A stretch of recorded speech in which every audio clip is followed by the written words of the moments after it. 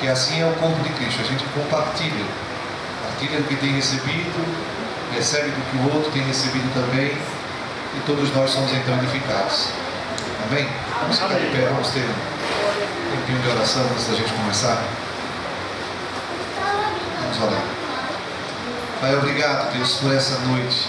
Graças te dou, Deus, por este privilégio, que é poder estar nesse lugar juntamente com meus irmãos, Deus, desfrutarmos da tua presença. Pai Santo, no nome do Senhor Jesus, oramos que o Espírito do Senhor venha sobre nós. Nós reconhecemos o que a tua palavra declara. Ela diz que toda boa dádiva e todo dom perfeito vem do alto, vem do Pai das luzes, em quem não há sombra ou variação de mudança. Então que esta noite o Senhor nos abençoe com esta boa dádiva, com este dom perfeito. Nada temos se do alto não nos for concedido, diz a tua palavra. Por isso é ao Senhor que nós buscamos, é a ti que nós pedimos. Estende a tua mão sobre nós e nos abençoe, Deus. Que a palavra do Senhor em nossa mente nos renove, nos faça experimentar a tua vontade, que é boa, que é perfeita e que é agradável. Que o nosso pensamento e o nosso coração seja levado cativo à obediência de Cristo Jesus nesta hora. Amém. Que estejamos abertos, ó Deus, com o coração aberto, com a mente aberta, para fazer aquilo que está no teu coração. Eu sei que há um plano do Senhor para esta noite, que há uma determinação do Senhor para esta noite, há algo que o Senhor quer fazer esta noite, e nós estamos aqui para receber tudo aquilo que o Senhor tem para nós.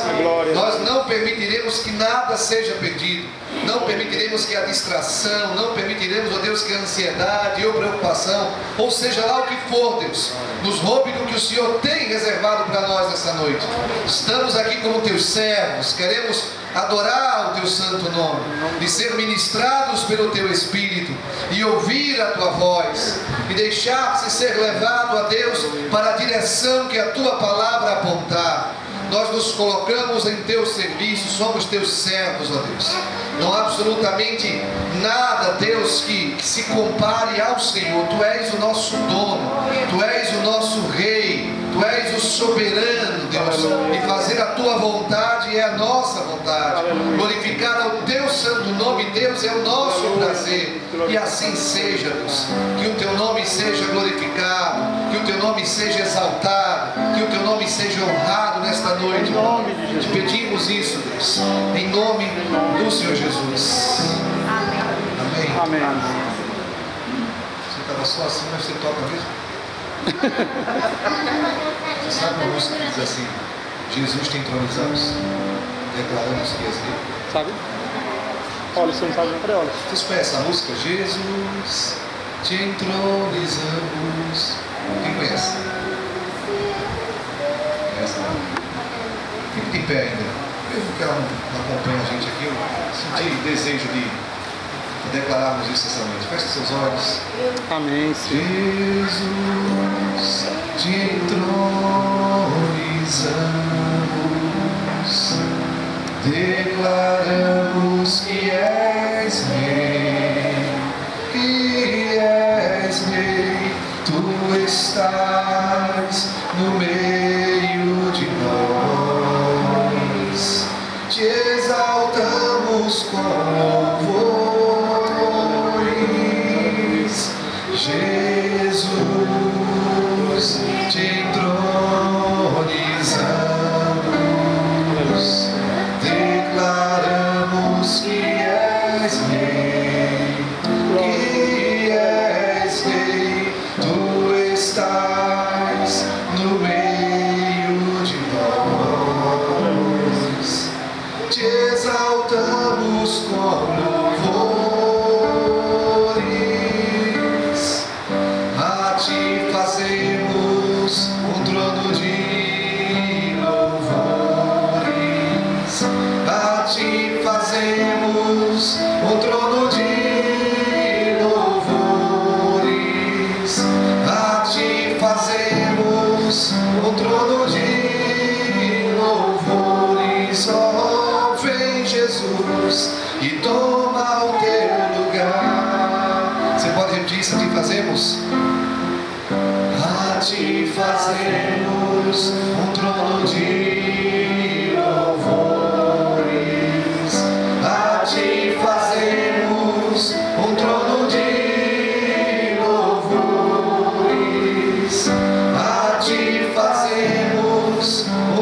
de louvores, ó, vem Jesus e toma o teu lugar. Mais uma vez, ó, vem Jesus, ó, vem Jesus e toma o teu lugar. Vamos dizer, é teu esse lugar. Ó, vem Jesus, é teu este lugar. Amém. Você pode aplaudir a Jesus? Glória a Deus. Obrigado, Senhor, tu és bom. Dizemos o teu nome. Aleluia. Esse lugar. Amém? Amém. Primeiro eu, como disse antes, eu que agradeço o convite de estar aqui, a confiança do pastor, se deu o culto da sua igreja, né, para pudéssemos juntos compartilhar algumas coisas que diz respeito à liderança. Estou aqui diante de líderes, amém? Amém. Diante de pessoas que se dispuseram a colocar a mão no arado e não olhar para trás. Amém. Pessoas que são parte importante do corpo de Cristo, que se reúnem nesse lugar, porque a vida de vocês exerce algum nível de influência. Seja lá onde vocês estejam servindo, o serviço que vocês prestam, ele influencia, ele de alguma forma inspira as pessoas que estão observando. A maneira como somos e fazemos as coisas, elas certamente que deixam uma marca na vida daqueles que nos observam. Sempre costumo dizer às pessoas lá da nossa comunidade, eu sou pastor hoje da Igreja Apostólica Batista Viva lá no Ipicé, no bairro de Ipicé, congregação nossa lá do Ipicé. Eu sempre falo para aqueles que lideram, querendo ou não, tendo consciência disso ou não, eles exercem influência. As pessoas os observam se eles chegam na hora, as pessoas observam a maneira como eles se comportam no culto, as pessoas observam a maneira como eles se vestem, as pessoas observam, são líderes, tornaram-se referenciais. Certamente que aqueles que não têm tanto conhecimento assim irão em busca deles para obterem maior conhecimento, se sentirão amparados e seguros estando em sua presença, porque são líderes. Não há como se esquivar dessa responsabilidade quando você assume uma liderança. Você assumiu uma liderança, então agora você vai se tornar uma influência para as pessoas, e que seja uma boa influência, porque de fato, estando na liderança, algum nível de influência se exerce, seja bom, seja ruim. Mas no seu caso, é uma boa influência. No seu caso, você vai fazer diferença. No seu caso, você vai inspirar outras pessoas. Já pensou? Se as pessoas que convivem perto de você, elas aspiram a ser líderes como você, isso quer dizer que a sua liderança está alcançando um objetivo, está alcançando o coração das pessoas, e é isso que nós queremos, alcançar o coração das pessoas. Por isso, falar sobre líderes que prevalecem é um tema bem vasto, mas de fato é essa a vontade de Deus, que você se torne um líder que prevaleça. Você não se torna um líder apenas para estar no meio ali e ocupar uma posição, mas que você, naquilo que você faz, exerça uma influência tal que as pessoas sejam abençoadas, que as pessoas sejam tocadas, que a mão do Senhor, estando sobre você, transfira o poder de Deus na sua vida para outros, no serviço que você presta, seja lá que serviço for. Mas aí um texto que me veio ao coração depois que estava orando e pensando sobre esse tema, esse texto está aí no slide, de Atos capítulo 26, a partir do versículo 14, porque comecei a pensar em alguns homens na Bíblia que exerceram uma liderança. Certamente que muitos aqui nós poderíamos citar. Por exemplo, poderíamos citar Moisés. Moisés foi um líder que prevaleceu, exerceu um nível de liderança num alto nível, porque liderou mais de 1 milhão de pessoas, mas prevaleceu na sua liderança. Não foi perfeito, escorregou aqui, escorregou ali, mas na forma geral a sua liderança deixou uma marca positiva. Até hoje se fala do líder Moisés. E não somente Moisés, poderíamos pensar em José, que mesmo enfrentando muitas dificuldades na vida, A vida ia empurrando ele para não dar certo, mas pela fé ele decidiu que eu vou dar certo. Pela fé ele decidiu que a vontade de Deus seria estabelecida na vida dele. Ele chegou a ocupar um cargo de liderança no Egito, sendo o vice-presidente do Egito, segundo lá de Faraó. E a sua liderança abençoou não somente a sua família, a casa de seu pai, como até aqueles que nem conheciam a Deus. Foram beneficiados pelo exercício da liderança que José, então ele apresentou. Muitos outros poderíamos estar citando. Mas aí eu escolhi este, o apóstolo Paulo, que aqui no Novo Testamento tornou-se um modelo de um líder que prevalece. E a gente vai então pensar em algumas coisas que ele viveu, que ele experimentou, que fez dele ser esse líder que até hoje é citado. Fico pensando que talvez não haja um dia na face da terra que o nome de Paulo não seja citado, que não se faça referência de alguma coisa que ele escreveu, que não se estude alguma coisa que ele fez, porque a sua liderança deixou uma marca que transpassou gerações. Porque quando nós exercemos uma liderança de qualidade, nós não somente abençoamos aqueles que estão perto, mas as gerações que seguem serão beneficiadas.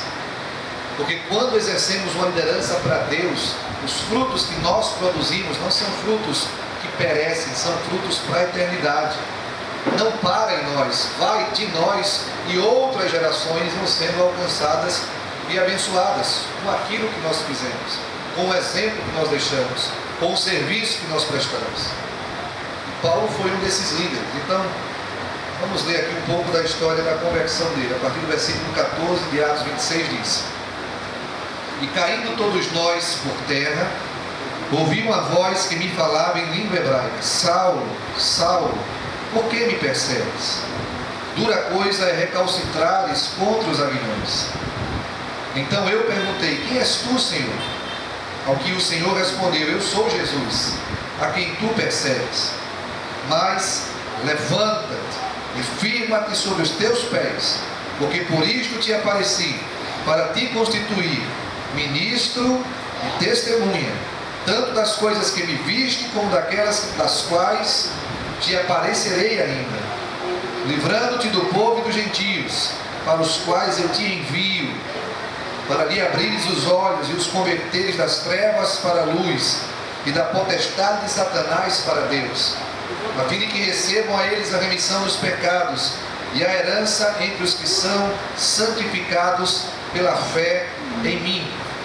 Pelo que, ó rei Agripa, não fui desobediente à visão celestial.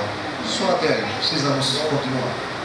Essa é uma das defesas que o apóstolo Paulo faz diante desse rei chamado Agripa, quando ele estava preso, e daqui ele seria levado depois de um tempo para Roma.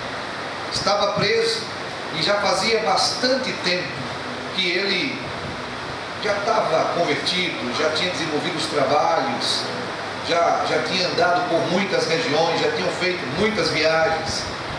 Esse é um período de um Paulo bem mais maduro, de um Paulo que já havia feito 3 viagens missionárias e aberto muitos trabalhos, passado alguns tempos em cidades grandes e aberto trabalhos e formado uma liderança.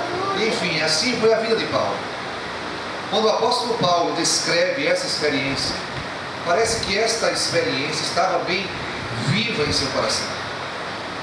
Apesar de fazer muito tempo que ele tinha passado por essa experiência, parece que essa experiência ainda ardia em seu coração, aquecia o seu coração. Quando o apóstolo Paulo escreve, certamente falando sobre isso ao rei Agripa, quando ele fala, quando ele declara, a impressão que dá é como se ele estivesse vivendo aquela experiência novamente. Mais uma vez, ele lembrando o que havia acontecido e o coração sendo aquecido por tudo aquilo que ele tinha ouvido.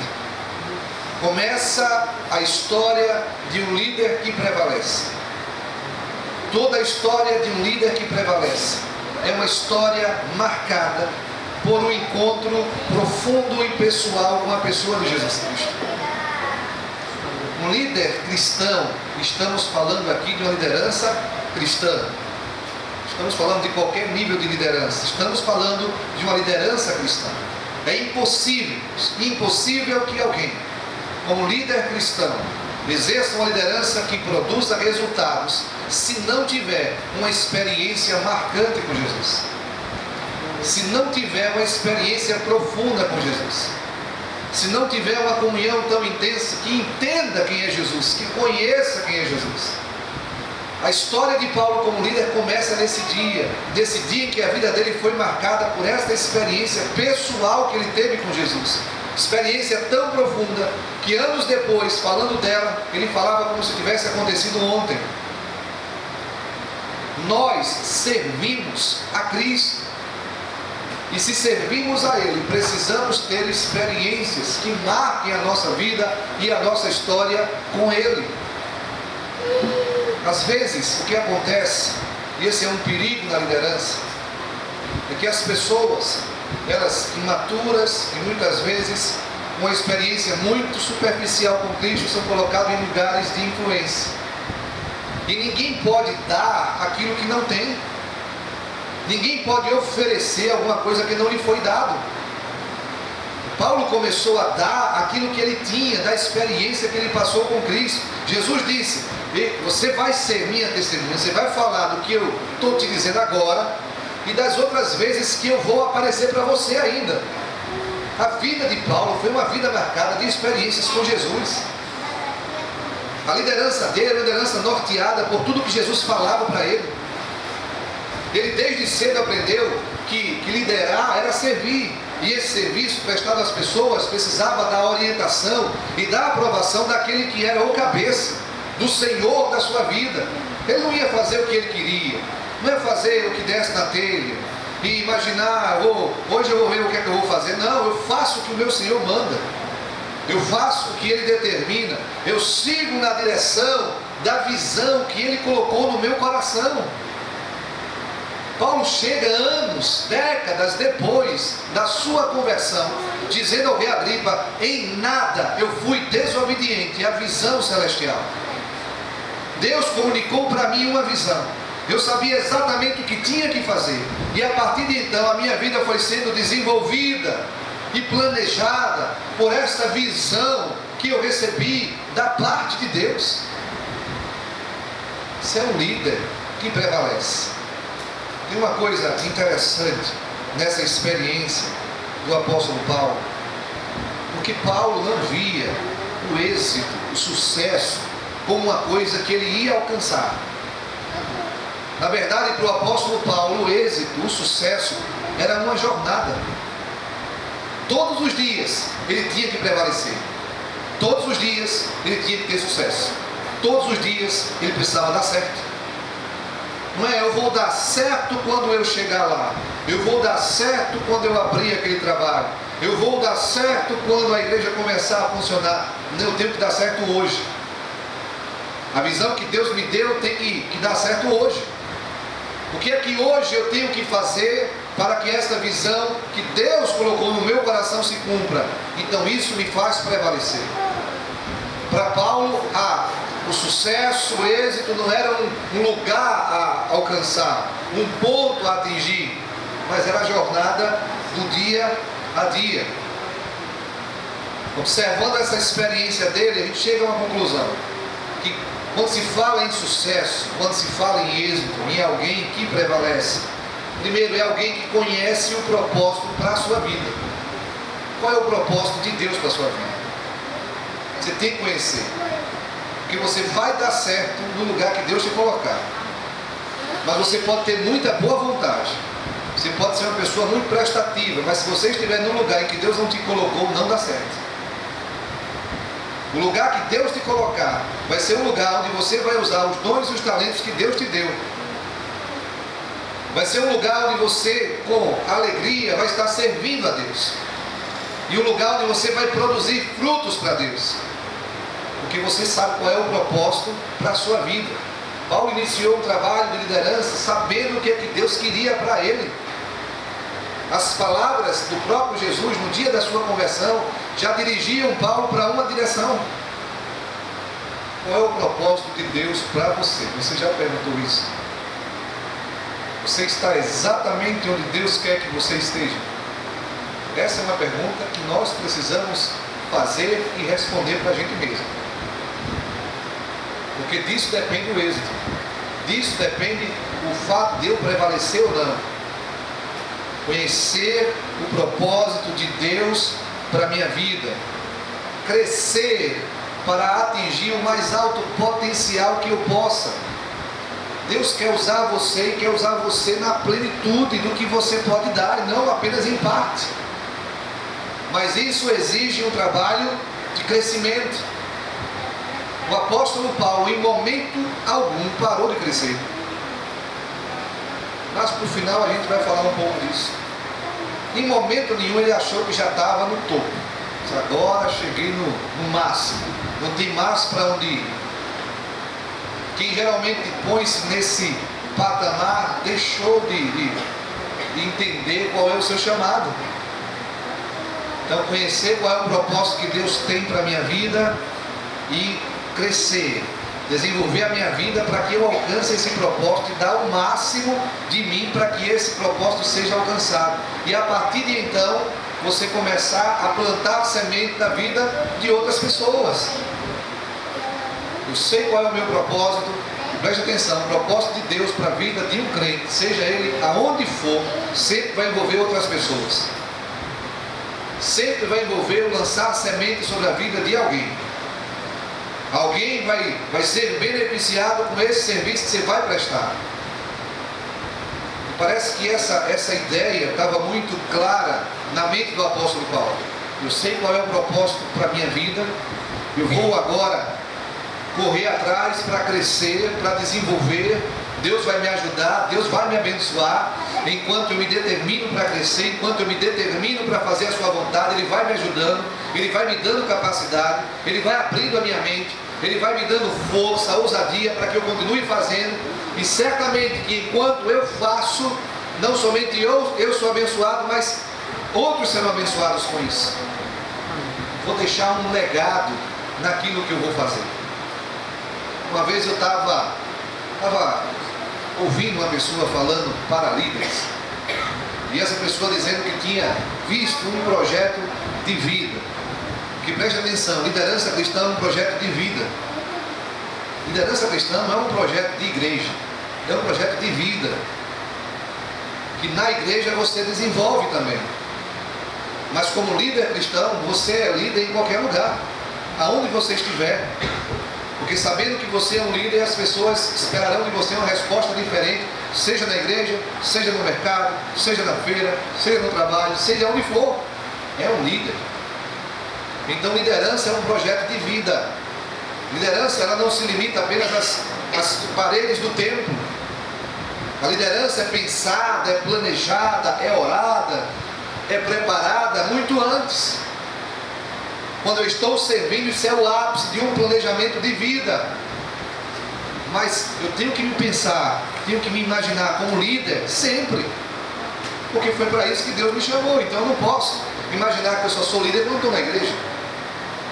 A minha liderança na igreja depende de como eu exerço essa liderança em todo o tempo da minha vida. E aí então essa pessoa falava de um projeto de vida. Projeto de vida que dizia assim, que era amar, aprender e deixar um legado.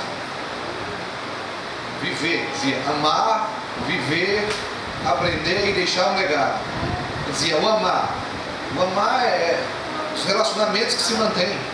Você tem que amar, primeiramente. E o amor fala das relações que se mantêm, porque ninguém se torna um líder que prevalece se não mantém boas relações saudáveis com os outros. Não existe um líder antipático, meu Deus, não dá. Um líder que está de mal, isso nem existe, nem cabe, né? Um líder que está de cara feia com o outro, não pode. Isso não faz parte da liderança cristã, não foi dessa maneira que Jesus nos chamou para ser. Então amar tem que fazer parte do projeto de vida. Eu tenho que ter uma relação saudável primeiramente com Deus, mas tenho que ter uma relação saudável também com o meu próximo, com aqueles que estão primeiramente dentro da minha própria casa.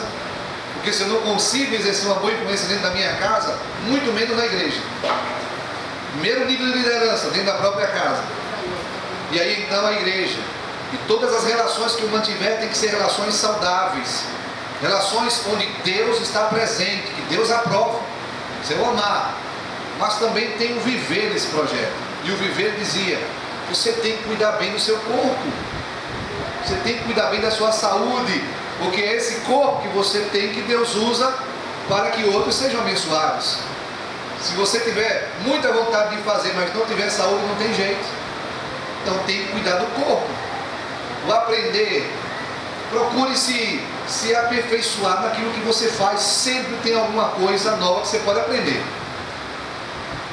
Quem para no tempo deixa de ser um bom líder.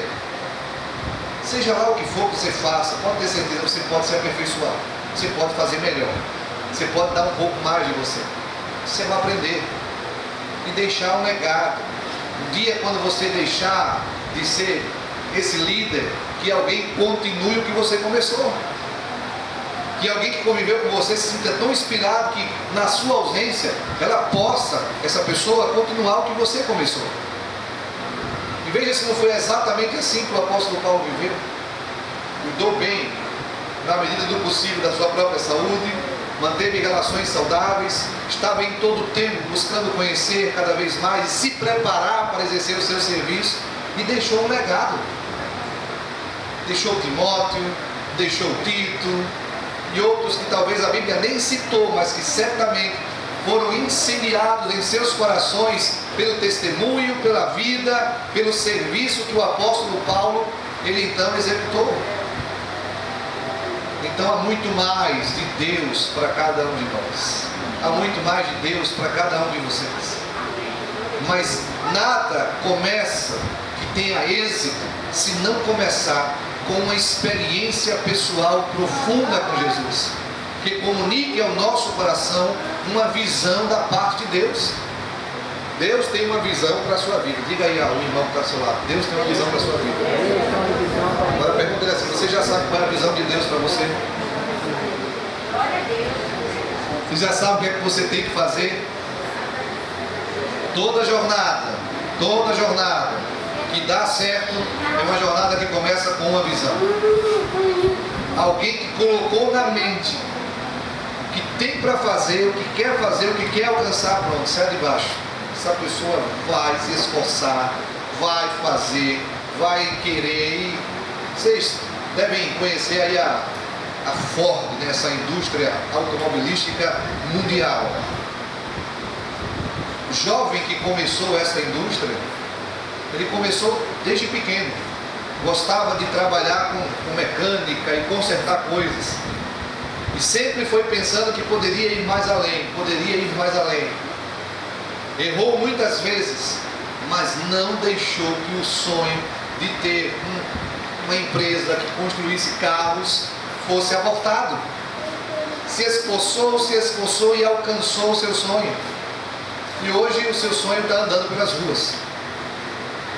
Muitos estão dirigindo o sonho que esse homem teve. E ele não era nem crente, viu? Mas até aquele que não teme a Deus, quando determina no coração de fazer alguma coisa, vai se esforçar, vai se dedicar, vai se esmerar, vai renunciar, vai sacrificar, porque toda jornada de êxito começa com sonho. Pode imaginar aí quem é que dessas pessoas que se sobressaem, seja no esporte, seja na arte, seja onde for. Pesquisa a história de vida dessas pessoas e você vai ver uma história de vida. Tudo começou com um sonho. O sonho de ganhar, o sonho de construir, o sonho de ter, seja lá qual for o sonho, mas o sonho estava presente no coração. Eu li uma frase que eu achei bem interessante, diz assim: você nunca irá além de onde os teus sonhos te levarem. Você nunca vai além de onde os teus sonhos levarem você. Então tem que sonhar com esta igreja pronta. Isso é sonho, irmãos. Olhar para essas paredes e essa construção e ver Deus, algo grande o Senhor está fazendo nesse lugar. Amém. E eu sou parte disso. E sonhar com isso. Sonhar com as pessoas. Sonhar com os cultos já acontecendo no lugar. Sonhar com aqueles que virão. Sonhar com os que vão se converter. Isso é sonhar. Toda jornada de êxito começa com um sonho. Certamente no coração do pastor de vocês, Deus colocou um sonho E esse sonho está se tornando uma realidade. Mas ele precisa que outras pessoas sonhem junto com ele. Porque esse é um trabalho, é uma obra grande, onde muitos precisam sonhar e se determinar a fazer para que a coisa então aconteça. Lá na igreja, costumo dizer para as pessoas lá, né? Você olha para quando no domingo há alguma cadeira então vazia, você olha para essa cadeira vazia daí. Está vendo alguém sentado nela? E se não estiver vendo, comece a sonhar, porque não vai ter outra coisa lá. Vai chegar o tempo, nesse lugar, que as pessoas, que essas cadeiras serão muito concorridas. Porque vai faltar cadeira para a gente. Porque eu estou sonhando. Os sonhos movem o nosso coração. Os sonhos aquecem o nosso desejo e nos levam então à ação. O sonho de Deus, a visão de Deus no coração produz paixão e determinação. Aí você vai adiante, você não se deixa vencer pelas adversidades, porque você sabe que foi Deus que colocou aquilo no teu coração, e você vai, e vai, e vai, e vai, e por mais que o mundo diga não, você diz é sim, Deus disse que vai acontecer, Deus abençoou a minha vida, eu vou seguir adiante, Deus vai me dar sabedoria, vai me dar graça, eu vou vencer os desafios, eu vou vencer as tribulações, os desertos vêm e passam, eu não fico neles, eu passo por eles. Eu não me detenho, porque há algo que arde no meu coração, é a visão que Deus colocou em mim. Se não ardesse no coração de Paulo a visão que Deus colocou no coração dele, ele tinha parado há muito tempo. A experiência que ele descreve da vida dele em Coríntios, lá na segunda carta, o que é que ele passou? Ele disse: eu passei perigo no mar, perigo entre os falsos irmãos, perigo nas jornadas que eu ia, eu apanhei 3 vezes, eu fui preso, enfim. Olha, se não tiver um coração aquecido com uma visão, não faz isso, irmãos.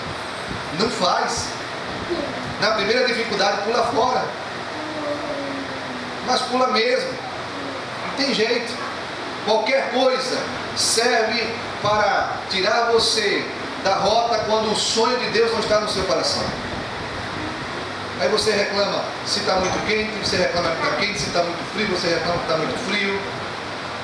Se tem poeira, você reclama que tem poeira, enfim, tudo é obstáculo quando o sonho não está no seu coração. Mas quando o sonho está no coração, eu faço pelo que for. Recebemos uma correspondência de 2 missionários da igreja que estão no Níger. Nessa semana que passou, o Níger foi alvo de ataques terroristas contra cristãos. Igrejas foram queimadas, escolas foram apedrejadas, escolas cristãs e queimadas. Alguns cristãos morreram. Recebemos um vídeo de um cristão que foi degolado. E a gente tem tudo aqui, e às vezes ainda reclama. Temos a liberdade para servir, temos saúde para fazer, temos espaço para realizar o que Deus quer, e às vezes coisas menores, bem menores do que essas, nos tiram do caminho. O que é que mantém aquele casal lá no Níger? A visão. Eles estão dispostos até mesmo a perder a própria vida por amor a Jesus Cristo. Nós estamos num país que ainda não temos que dar a própria vida. Não há uma perseguição desse nível. Então deveríamos aproveitar ao máximo. Deveríamos aproveitar na plenitude daquilo que Deus nos deu, desembaraçando-nos das coisas deste mundo e investir pesado nas coisas do reino de Deus, para que o reino de Deus avance. Porque a quem muito é dado, muito será exigido. Toda esta liberdade que nós temos de servir a Deus, um dia nos será cobrado. Não há jornada de êxito que não comece com o sonho. O sonho de Deus no nosso coração começa a organizar os nossos valores e as nossas prioridades. Você quer saber de fato o que tem mais valor para você? É aquilo que ocupa mais tempo. É aquilo que ocupa mais tempo no seu dia a dia, no seu pensamento, na sua linguagem. Isso é o que de fato tem valor para você. Não tem jeito. Tem como dizer assim: Jesus é o meu valor maior, é o meu mais precioso bem. E no dia a dia você não conversa com Ele, você não fala com Ele, você não serve, você não pensa como melhorar para fazer melhor o que Ele mandou você fazer. Então não tem valor. Desculpa, não tem. Porque o que tem valor ocupa o seu pensamento. O que tem valor ocupa o seu tempo. O que tem valor ocupa o seu investimento. Nessas coisas, essas aí sim tem valor. Quando Jesus tem valor, Ele ocupa o nosso tempo, o nosso investimento, todo o nosso ser. É a vida. Lembra o que eu falei no começo? Liderança é um projeto de vida. Não é um projeto de um tempo. É um projeto que envolve a vida como um todo. Então tudo começa com um sonho que é colocado no coração. Mas Paulo, e uma coisa interessante na sua jornada, nas cartas que ele escreve, ele sabia muito bem quem ele era em Cristo. Ele sabia qual era a sua identidade espiritual. Ele sabia o que ele tinha que fazer e quem ele era em Cristo. E se alguém perguntar a você, quem é você em Cristo Jesus? Qual é a sua identidade? Qual seria então a sua resposta? Porque a nossa identidade é o que nos habilita para o serviço. Sabe por que algumas pessoas elas resistem em servir? Seja lá onde for. Porque elas não entenderam ainda quem elas são em Cristo. Porque no dia que a nossa mente é aberta, que o nosso coração é aberto para entendermos o que somos em Cristo, é impossível ficar parado. É impossível não fazer alguma coisa. Porque tudo que Deus disse que nós somos tem a ver com o fazer. Nós somos o sal da terra. Nós somos a luz do mundo. Essa identidade nos empurra para fora. Não dá para ser sal e luz dentro da igreja somente. Tem que ser sal e luz aonde você for. E seja o sal, seja a luz, essas figuras sempre falam de um propósito. E a Bíblia diz, por exemplo, somos sal. Mas se o sal perde o sabor, presta para quê? Para nada. Porque ele tem um propósito de ser sal. Salgar, dar sabor. Se ele como sal não dá o sabor, ele não presta, ele vai ser pisado pelos homens. Diz, você é luz. A luz não foi criada para você esconder debaixo de uma mesa. A luz foi criada para ser vista, para iluminar, para dissipar as trevas, para servir de referência. E o Senhor Jesus disse, assim serão vocês quando estiverem praticando as mesmas obras que as minhas, vocês serão como luz. Então, se você está exercendo a liderança ou está dentro da igreja e não se vê como luz e como sal, dificilmente vai servir da forma como tem que fazer. A Bíblia diz, por exemplo, que nós somos ministros de uma nova aliança. Você é um ministro. E a palavra ministro, literalmente falando, é aquele que ministra, é aquele que serve. Então a liderança cristã é uma liderança servidora. Não fomos chamados como líderes para sermos servidos, fomos chamados para servir. Estamos aqui com as pessoas desta comunidade que Deus levantou para servir a comunidade. Essa é a sua liderança. Quanto maior o seu nível de liderança, maior o nível de serviço. Então não estou para que as pessoas me sirvam, não estou para que as pessoas me vejam, para que elas atentem para os meus dons, para que elas fiquem boquiabertas com o que eu digo. Eu estou aqui para servi-las. Se elas precisam ser curadas, eu tenho que estar pronto para exercer sobre elas a autoridade. Se elas precisam ser libertas, que assim aconteça. Se elas precisam de um conselho, eu preciso ter uma palavra de Deus em meus lábios, porque eu fui chamado para servir. Essa é a minha liderança. Esse é o meu chamado. Uma liderança que serve. Uma liderança que conhece qual é a sua identidade. Sabe quem é. Eu sou ministro de uma nova aliança. A Bíblia diz que eu sou um embaixador do reino de Deus. Eu represento, a palavra da reconciliação foi colocada em minhas mãos. Nós somos o corpo de Cristo. Somos uma extensão de Jesus aqui na terra.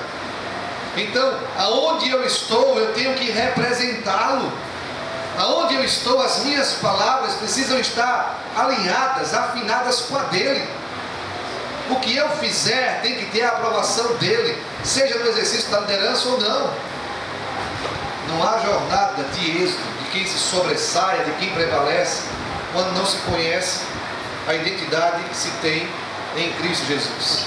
Quem é que prevalece? Aquele que é constante na sua própria identidade. Esse copo d'água aí fica muito pro senhor, né? Essa água. A água é pro senhor. Ah, certo. Se o senhor quiser beber. Obrigado. Qual é a sua identidade? Fico pensando, irmãos, que de uma maneira geral, estou falando de vocês, estou falando de maneira geral. Os crentes, de uma forma geral, conhecem muito pouco aquilo que eles são. Você já pensou que a Bíblia diz assim, que nós estamos, você está sentado aí diante de mim, eu estou lhe vendo, mas a Bíblia diz que você está sentado com Cristo nas regiões celestiais. Essa é uma posição atual, uma posição futura. Por que você está sentado com Cristo? Porque você é um corpo com Ele. Aonde Ele está, você está. E aonde você estiver, Ele está também. Ele não caminha fisicamente na terra hoje, mas com o seu próprio corpo que tem no céu. Caminha através de você. Como é que a glória de Deus enche a terra? Quando você espalha essa glória através da sua vida. O serviço que você presta é um serviço nobre, porque você está estendendo. O que é que Jesus queria fazer por tal pessoa? Ele não está aqui para você, mas você o representa. Então você tem que fazer. Um dia estava lá os discípulos brigando com o outro para saber quem era o maior. Ele disse, o maior que serve. Essa é a lógica do reino. A liderança é uma liderança servidora, mas se eu não tenho consciência da minha identidade em Cristo, eu não faço. Não faço. Se eu não me enxergo como sal, se eu não me enxergo como luz, se eu não me vejo como ministro, se eu não me vejo como embaixador, se eu não me reconheço como um em Cristo, o que é que eu vou fazer? Vou fazer o que eu quero, eu vou fazer na força do meu braço, eu vou fazer o que eu acho melhor, mas eu não estendo a vida de Jesus a partir da minha vida. Então, liderança que prevalece é uma liderança que é constante na identidade. Então, você tem autoridade, meu irmão, como líder. Mas a autoridade que você recebeu em Cristo para servir as pessoas. Porque você é luz e você é sal e se enxerga assim. A liderança que Deus te deu, você deve exercer de forma digna, da melhor maneira possível, sabendo que você vai prestar contas daquilo que você faz. Porque não falam mal de você, falam mal daquele a quem você representa, se você não exerce uma boa liderança. Não é somente o nosso nome que está em jogo, é o nome daquele que nos enviou. Paulo tinha essa consciência. No dia do chamado dele, o Senhor disse, eu envio você para os gentios. Eu envio você lá para que você faça o que eu estou mandando. E ele sabia que tinha sido enviado. Não estava indo de si mesmo. Estava ali porque estava cumprindo ordens.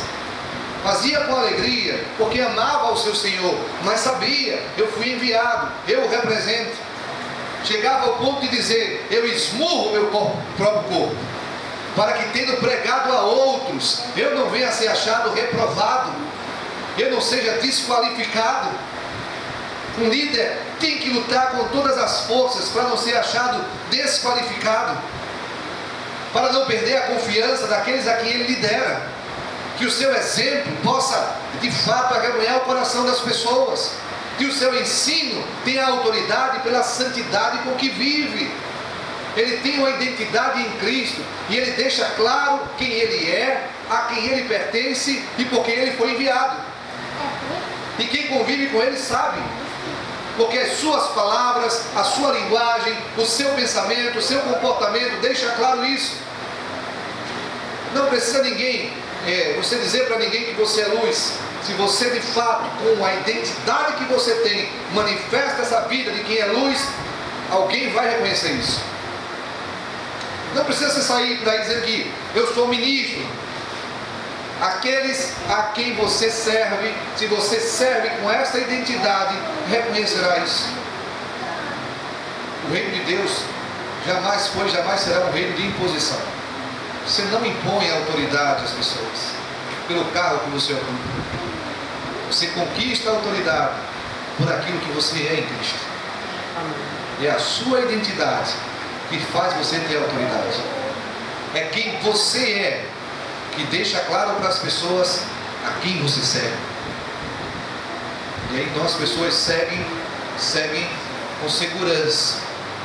Então você precisa saber quem você é e ser constante com a sua identidade.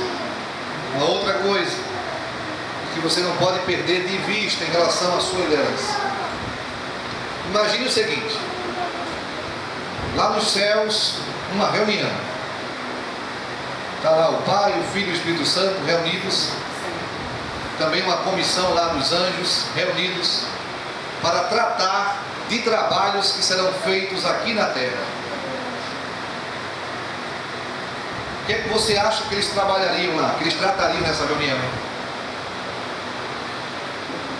Qual seria o conteúdo dessa reunião? Pai, o Filho e o Espírito reunidos, juntamente com o representante dos anjos, para realizar obras aqui na terra.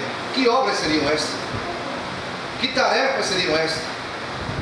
Em que giraria esta conversa? Pode ter certeza que não há só uma ação de Deus que não vise a redenção do homem perdido. O Filho do Homem veio buscar e salvar o perdido. Líderes que prevalecem estão plenamente sintonizados com a vontade de Deus aqui na terra. Ele exerce a sua liderança e dá o melhor de si, porque no exercício da sua liderança ele contribui para que o perdido seja salvo. Essa é a razão de estarmos aqui na igreja, para buscar e salvar o perdido. Por isso que liderança não é um projeto de igreja, é um projeto de vida, que extrapola as paredes do tempo físico, vai muito além, porque estamos aqui para dar continuidade ao que Jesus começou. O que foi que Jesus fez? Você que já deve ter lido os evangelhos, né? Todos os evangelhos, você já leu mais de uma vez, deve ter lido muito já, conhece bastante a vida de Jesus. Afinal, você é um líder, você é um exemplo daqueles que estão aqui no quesito leitura da palavra de Deus. Quando alguém nesse lugar pensa sobre um exemplo de quem lê muito a Bíblia, vai pensar em quem? Em você. E você é um líder. É o que se espera. Alguém que tem prazer nas Escrituras e que leva uma vida devocional irrepreensível. Uma vez eu disse lá na classe, falando para o pessoal lá da turma, no seminário, dizendo, eu tive uma reunião com líderes. Pedi para eles escreverem, coloque aí no papel 3 coisas. 3 coisas que você exige que as pessoas façam, ou você ensina para que as pessoas façam, e você mesmo ou não faz, ou tem muita dificuldade de fazer. Disse, não, escreve aí. Se pede para o povo fazer, mas você mesmo não faz ou tem dificuldade de fazer. Você ensina, mas você tem dificuldade de fazer ou você não faz. 3 coisas. Sabe qual foi a número 1 de quase todos? Vida devocional. Nós estamos mandando o povo ler a Bíblia, a gente não lê. Nós estamos mandando o povo orar, a gente não ora. A gente está dizendo para eles assim, olha, vocês precisam de comunhão com Deus, vocês precisam estar na presença de Deus, vocês precisam ouvir a voz de Deus, e a gente não tem isso. Pelo menos naquele grupo. Vida devocional. Não tem como, viu? Se é líder, tem que ser exemplo. Tem que conhecer bem.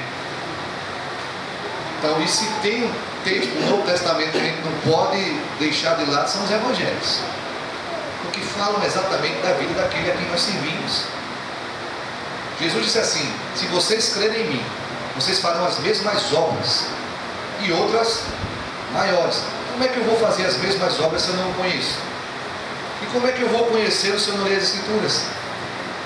Como é que eu vou saber o que ele fez se eu não conheço os livros que registram o que ele fez?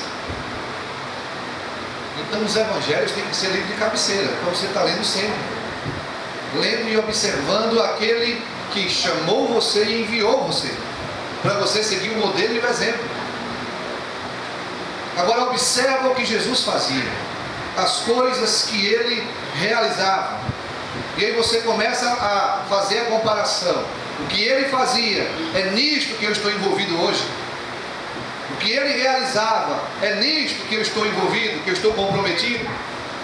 A minha liderança contribui para que o que ele fazia enquanto estava aqui na terra tenha continuidade? Essa é uma resposta importante.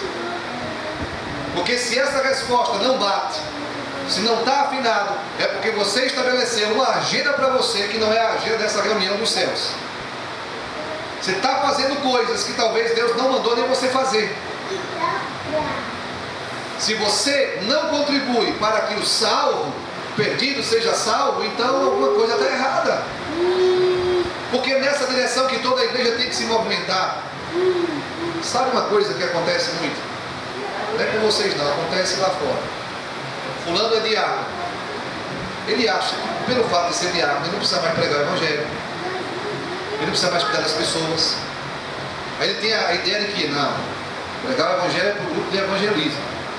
Convidar pessoas para vir para a igreja é para aquelas pessoas lá que são de missões. Eu não tenho mais essa responsabilidade. Aí vamos para as páginas do Novo Testamento. O estabelecimento dos diáconos. Atos capítulo 7. Aí você tem lá uma lista de 7 homens. Dentre eles está lá Filipe, o evangelista. O cara era diácono, mas era um evangelista. Você tem Estevão, primeiro mártir, diácono, morreu e na sua última pregação foi uma pregação de quem conhece muito as Escrituras. Um homem cheio de Deus, homens cheios do Espírito Santo, homens cheios de fé, de sabedoria, de bom testemunho, homens que estavam envolvidos com a grande comissão, com a agenda de Deus, era a salvação do perdido. Eles serviam na igreja, distribuindo lá os alimentos para as pessoas que precisavam, as viúvas necessitadas, mas isso não os excluía da tarefa de ir em busca do perdido, de ir em busca daqueles que estão lá perecendo no pecado. Você já pensou como será esse lugar se cada um daqueles que são líderes se levantam com o coração apaixonado para pregar o evangelho, para anunciar as boas novas, dando testemunhos pessoais? Olha, nessa semana eu falei para o fulano, eu preguei para ele, nessa semana eu orei lá pelo meu vizinho, nessa semana passou alguém e Deus falou comigo para dar uma palavra, eu fui lá e dei essa palavra. Já pensou? Servir. Isso não tem a ver com o meu serviço, tem tudo a ver com o seu serviço. Isso tem tudo a ver com a sua vida. E essa responsabilidade maior é sobre os líderes, porque são exemplos, são modelos, são referência. Então, como exigir que os demais preguem o evangelho se eu não prego? Como pedir para que eles amem os perdidos se eu não amo? Como exigir que eles tenham misericórdia se eu não tenho? Sejam generosos como eu não sou. Por que Jesus tinha autoridade naquilo que ele ensinava? Porque vivia. Depois de um sermão daqueles lá, chamado, conhecido como Sermão da Montanha, em Mateus capítulo 5, 6 e 7. Sermão que ele falou de assuntos delicados, de assuntos difíceis, mas ele ensinou uma multidão. Quando termina o sermão, o texto bíblico registra em Mateus capítulo 7, e as multidões estavam maravilhadas no seu ensino, porque ele não pregava como os fariseus, eles pregavam como quem tem. Que autoridade é essa que ele tinha? O cara era um galileu lá, veio da Galileia, os pais deles conviveram. Que autoridade é essa que ele tinha para levantar a voz e ninguém falar nada contra ele? A autoridade da vida, a autoridade de quem sabe quem é e vive, a autoridade de quem põe em prática o que ensina, e que não pede ao outro alguma coisa que não faz, e se põe como exemplo. Quer exemplo de perdoar? Olha para mim. Quer exemplo de praticar a justiça? Olha para mim. Quer exemplo de ser verdadeiro? Olha para mim. Assim Jesus vivia. Aí você pode dizer assim: ah, mas aí era Jesus, né? Jesus não cometeu pecado, Jesus era perfeito. Mas o apóstolo Paulo, de quem nós estamos fazendo referência, ele dizia para as pessoas a quem ensinava: sejam meus imitadores, como eu sou de Cristo. O que é que Paulo tinha que você não tem? Talvez você tenha mais coisa que Paulo. Paulo tinha o Espírito Santo, você tem? Tem ou não? Está em dúvida? Não. Tem o Espírito Santo ou não tem? Paulo tinha aliança com Jesus, você tem. Amém. Paulo podia orar e Deus ouvia as suas orações. Você pode orar e Deus ouve as suas orações. Amém. Tem uma coisa que Paulo não tinha que você tem, que é esse livro na sua mão aí, escrito da forma como está escrito. Tudo compiladinho, com capítulos e versículos para você ser ajudado no estudo, ser facilitado para encontrar um texto. Isso ele não tinha. Então você ainda tem alguma coisa a mais que ele não tinha. Agora a pergunta é, Paulo tinha uma visão. Você tem uma visão? Paulo tinha uma experiência profunda com Jesus. Você tem essa experiência profunda com Jesus? Paulo tinha uma disposição para servir que ia além de qualquer objetivo. A prioridade era o reino. É assim que é a sua prioridade. A diferença não está no que a gente recebeu, está como nós administramos aquilo que nós recebemos. Talvez aí sim possa haver alguma diferença. Então, se o que estamos fazendo não visa buscar e salvar o perdido, então tem alguma coisa que não está certa, tem alguma coisa que está errada e precisa ser colocada no seu devido lugar. Eu citei um texto para vocês, 1 Coríntios capítulo 9, a partir do versículo 24 em diante, que Paulo diz assim: luto não com quem esmurra o ar, eu não corro como aquele que não tem um objetivo. Ele sabia que tinha um objetivo, ele sabia que tinha um alvo, e aí ele diz: mas eu esmurro o meu próprio corpo e o reduzo à escravidão, para que, tendo pregado a outros, não venha a ser desqualificado. Uma outra coisa que você precisa para prevalecer como líder: a primeira pessoa a quem você tem que liderar é você mesmo. Não tem como você liderar bem alguém se você não é líder de você mesmo.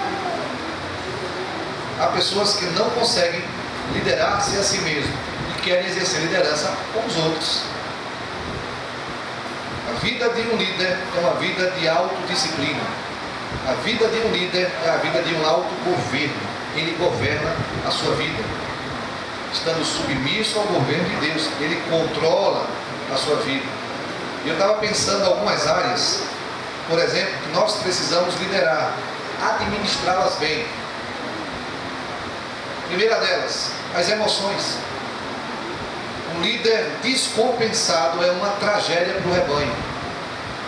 Um líder que não tem bom senso, um líder que se sente ofendido por qualquer coisa e transforma essa ofensa em amargura e, enfim, fica ácido. Suas relações são ácidas, suas palavras são ácidas, porque as suas emoções estão descompensadas. Um líder que não tem bom senso, é estourado, não consegue lidar com as situações adversas, vai ter problema. Um líder que não consegue ter boas relações dentro da própria casa, com os filhos, com o marido, com o pai, com a mãe, não sei. As emoções interferem, e se elas não estiverem no seu devido lugar, ajustadas, você vai ter problema. Então você precisa administrar suas emoções. Não pode deixar que as emoções elas te dominem. Nós fomos criados, pessoas, para sentir, mas nós não fomos criados para viver segundo os nossos sentimentos. Nós vivemos pela fé que nós temos em Cristo. Se os nossos sentimentos estão alinhados à fé, amém, que bênção. Mas se eu sinto alguma coisa que não tem a ver com a vontade de Deus, eu tenho que rejeitar isso. Eu não posso me deixar levar pelos sentimentos, porque vai ter dia que você vai estar muito bem, se achando um super-homem. Mas vai ter dias que os sentimentos vão estar lá embaixo. Seja nesse dia, ou seja no outro dia, seja no dia de cima, seja no dia de baixo, você tem que viver pela fé. Sem deter-se, sem parar-se, continuar fazendo a vontade de Deus. João escreve na sua terceira carta, dizendo assim, que seja próspera a alma, uma alma próspera, uma alma de emoções equilibradas. Pessoas que não nutrem complexos de inferioridade, nem de superioridade. Pessoas que têm uma autoestima equilibrada. Isso é emoções. Um líder precisa administrar bem as suas emoções. Administre bem também o seu tempo. Quanta energia, às vezes, gasto, quanto tempo gasto em coisas que não trazem nenhum tipo de edificação. Coisas que necessariamente não são pecados, mas que roubam de você o tempo e a sua energia. E quando você vai servir, você podia estar mais preparado e ter muito mais energia para fazê-lo, mas você gastou essa energia, esse tempo, com outras coisas. Eu sei que não é o caso de você, né? Porque isso não acontece aqui. Mas ainda por aí, tem crente que assiste novela. Incrível, né? Eu não estou falando só crente, não, estou falando de líder. Por aí tem crente que perde, não dizer perde não, né? Vamos pensar assim, que gasta lá 2 horas assistindo um jogo de futebol, mas não gasta 10 minutos dentro da Bíblia. Líder. E quer ser cheio de Deus, quer ser cheio do Espírito Santo.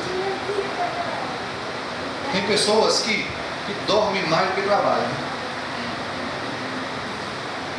e quer ser cheio do Espírito Santo. Tem gente que come que é uma beleza. Em vez de fazer 3 refeições, fazem 6 refeições por dia. Cada uma delas, fui para o encontro uma vez, que eu vi um prato que o irmão colocou, que eu não acreditei. Sabe qual foi o texto que me veio à mente quando eu vi aquele prato?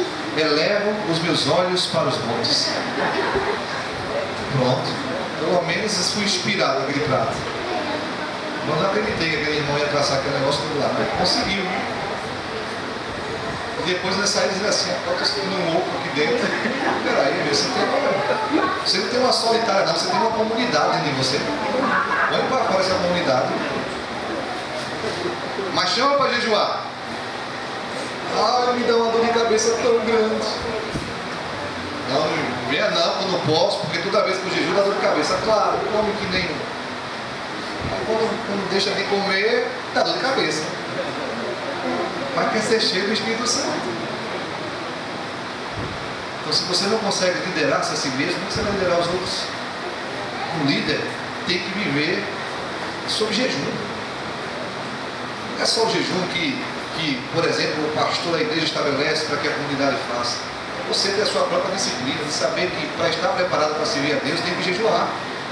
Estabelece um dia, estabelece uma semana, ou um mês, ou seja lá como for, que Deus falar ao seu coração, mas é impossível que Deus não fale ao seu coração exigindo de você um jejum, que faz parte da vida cristã, principalmente daquele que lidera. Principalmente de quem lidera. Veja, tenha cuidado ao que você expõe à sua mente, o que os seus olhos estão vendo, o que o seu ouvido está ouvindo, o que você está colocando para dentro do seu coração. Porque na hora do serviço você só coloca para fora o que estiver do lado de dentro. Tem pessoas que conhecem todos os personagens de filme, mas pergunta a ele sobre o livro da Bíblia, não sabe. Aí diz, não, é porque quando eu vou ler a Bíblia dá sono.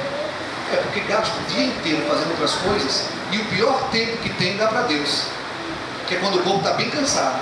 Aí vai ler a Bíblia, vai dar sono. Pode repreender os demônios que for, vai dormir. Porque o corpo não resiste, o corpo está cansado. Aí vai dizer, irmão, estou sendo atacado, o diabo está atacando a minha vida, não está me deixando ler a Bíblia. Você fica se sujeitando aos ataques do diabo? O diabo está ganhando para você? Que história é essa? Agora, que não cuida do corpo, não administra bem o tempo, aí vai ter problemas. Dá o pior para Deus. Às vezes, corre para ler a Bíblia, porque sabe, se quando chegar na igreja alguém pode perguntar, já leu a Bíblia hoje? Hein? É só para um desencargo de consciência. Mas cadê aquele tempo de prazer, de se deleitar, de chorar, de se emocionar, de deixar Deus falar com você, daquela palavra que aquece o seu coração, que dá vontade de você sair e compartilhar com alguém. Você não consegue conter dentro de você, ela vai queimando por dentro do seu coração, vai falando com você, aquela palavra que é como um espelho, que vai refletindo quem você é, você começa a se enxergar, você começa a ver coisas que você não via antes, que agora a palavra começa a iluminar o seu entendimento. É desse nível de meditação que o salmista diz, meditar na palavra de dia e de noite, para você prevalecer em tudo que você fizer, muito mais no exercício da liderança que você faz. Nós temos uma geração que precisa uma revolução de leitura da palavra de Deus. Hoje a gente tem Bíblia de tudo que é jeito. É Bíblia do homem, da mulher, da criança, da vovó, do vovô. Bíblia grande, pequena, letra enorme, letra pequenininha, Bíblia de bolso, Bíblia no celular. Tem Bíblia, não falta. Agora quem leia é outra história. Faltam os leitores desta Bíblia. Faltam aqueles que vão se debruçar sobre ela e saber, ó, disso depende a minha vida, disso depende o meu sucesso, disso depende o meu êxito. Eu só vou dar certo se eu mergulhar profundo nas Escrituras. Porque quando eu falar, o coração está cheio das Escrituras. E aí a boca vai refletir o que tem o coração. Porque o que as pessoas querem não é a minha experiência de vida, não é o que eu aprendi com o tempo. O que as pessoas precisam é a palavra de Deus revelada a partir de você. Glória a Deus. O que a pessoa precisa lá, quando ela vem para você, é receber de você unção e graça, de quem tem tido comunhão com Deus, de quem tem uma vida de devoção com Deus profunda. Eu fico pensando, meu Deus, Pedro andava à sombra dele, tocava nas pessoas, as pessoas eram curadas. Que nível de comunhão é esse? Que unção tão profunda é essa? Mas será que isso é alguma coisa que só ficou no passado? Não, não acredito nisso não. Eu acredito que se nós buscarmos a Deus, se nós nos enveredarmos por esse caminho, de mergulharmos na oração, mergulharmos nas Escrituras, nós vamos exercer uma liderança tanto quanto aqueles que foram registrados em Atos Apóstolos. Mas parece que para a gente tudo é mais difícil, tudo rouba o nosso tempo, tudo rouba a nossa atenção, tudo tira-nos do foco. Enfim, a gente vai vivendo as coisas e a vida espiritual parece que vai ficando em segundo plano. E a liderança é vista apenas como um exercício de uma função, um cargo que se ocupa, não como uma relação com Deus, como o projetar a vida de Deus para aqueles a quem eu sirvo. E aí se perde o foco completamente. O líder que prevalece é um líder que tem sonho e deixa esse sonho organizar a sua vida. O líder que prevalece é um líder que sabe